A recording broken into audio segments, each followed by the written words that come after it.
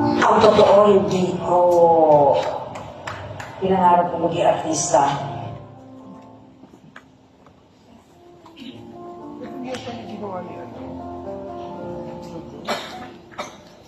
Nora Honor, ipinanganak sa pangalang Nora Cabaltera Villamayor, premyadong artista sa pelikula, mga awit, producer thespian, naging kinakawan ng The Pinoy Dream. Ang kanyang pagsikat mula sa hirap habang nagtitinda ng mani at tubig sa estasyon ng bus sa probinsya at ang pag-akyat sa tugatog ng tagumpay na tinawag na superstardom patuloy kay Honor.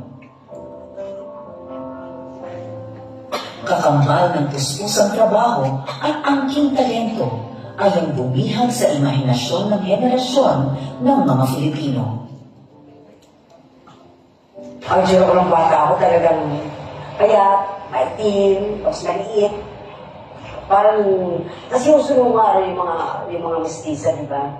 Ang talagang ginawa ko punan para makapagtrabaho ay ang aking pagkanta. But how are you to know?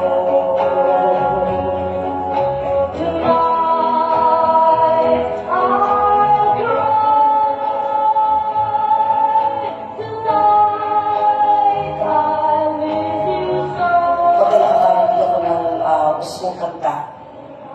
Sa kapitbahay namin kasi sila lang sila may radyo. Inihiram ko yung kanilang radyo, tapos sa radyo ako nag-aaral ng kanta. Inabangan ko kung patututugin yung paborito kong kanta. Doon ko rin minimemorya yung lyrics ng kanta sa radyo. Nagsimula ako sa probinsya, sumasali ako sa mga amateur singing contest. Nananalo naman ako ng first prize.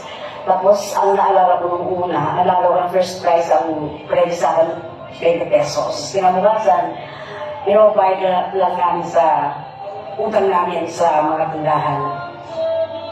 Sumasali rin ako sa Liberty Music Show mga araw at nanalo ko ng first prize. Nag-champion. Kanta ko noon ay You Had the Night of the Music. Nanalo ko ng 2 linggo. Pangatlong linggo, talo na ako kasi wala mo na ibang kanta ko ni You Had the Night of the Music. At yun ang ginakanta ko.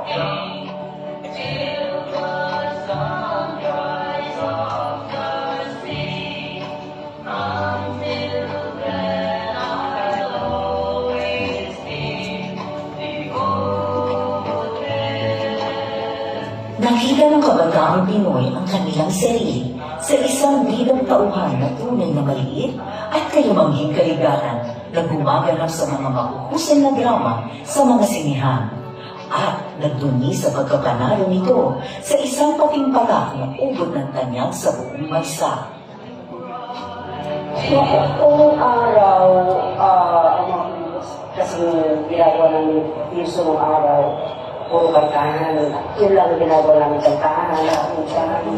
Hanggang doon yung point na sabi ko, hindi naman habang panahon puro ganito klase ng pelikula gagawin ko kasi para bang gusto ko nang mag-eksperimento na iba namang pelikula na pwedeng magpakita ng kaya kong lumapit.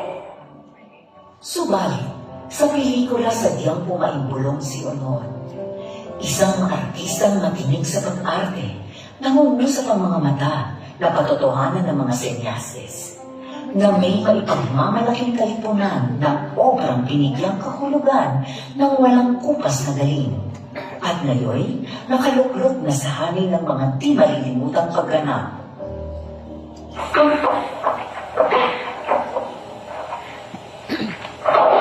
Nagbenta ko yung bahay ko para gumawa lang ng 3 taong walang Diyos. Yun ang unang-unang ginawa kong pelikula, Primus ng NB Productions. Talagang pinagdanuhan namin yun ng panahon ni Boyer. Nagseryoso na kami gumawa ng pelikula. At sa akin lang, sa puso mo lang yung pag-aakit.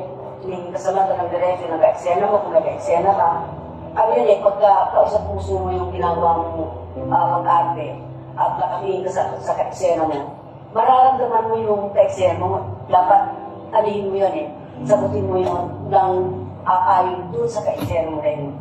Na hindi ka kinakailangan na magnakaw ng eksena. Mas maganda kasi yung nagsasabing kayo ng nag, ano, nag, papaya